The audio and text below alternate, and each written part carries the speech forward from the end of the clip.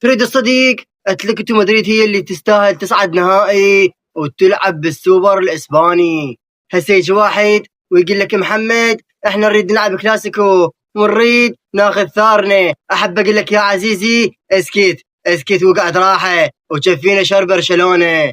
برشلونه تفوز بخماسيه نظيفه على اتلتيكو بالباو بالسوبر الاسباني، وتنتظر تلعب ويا ريال مدريد او اتلتيكو مدريد بالنهائي. حط لايك ومتابعه وتاخر نسولف عن المباراه شويه.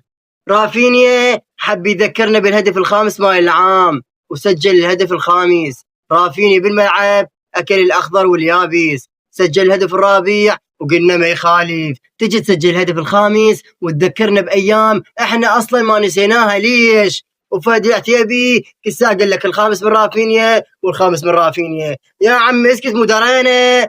رافينيا يسجل هدفين خلال المباراه في شباك اتلتيكو بالباو حتى يصير اكثر اللاعبين البرازيليين تسجيلا في سوبر الاسباني برصيد 4 أهداف متساويا مع فينيسيوس جونيور.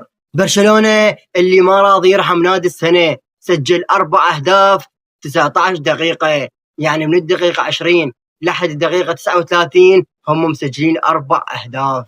هجوم برشلونه حصلوا على كل واحد هاتريك مساهمه. فيرمين لوبيز هاتريك مساهمه، وهاتريك مساهمه رون بردخشي، وهاتريك مساهمه رافينيا. لك حتى العارف توريس سجل الهدف الاول. اتلتيكو بالباو اول 20 دقيقه هي اللي تضغط وهي اللي تحاول توصل لمرمى برشلونه، وكل الفرص الخطيره لصالح اتلتيكو بالباو. نيك ويليامز قاعد احتياط واخوه هو اللي يلعب انياكو ويليامز. برشلونه ما تعرف تخرج بالكره، واتلتيكو بالباو يلعب دفاع متقدم ومحاصرين برشلونه، ولامين يامال وليفاندوسكي احتياط.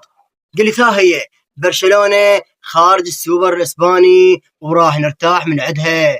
لكن بعد ال20 دقيقه قالوا لي لا يا عزيزي انت متوهم تشوف تحول ثاني لفريق برشلونه. برشلونه خلال مباراتين فقط بالسوبر الاسباني مسجلين 10 أهداف.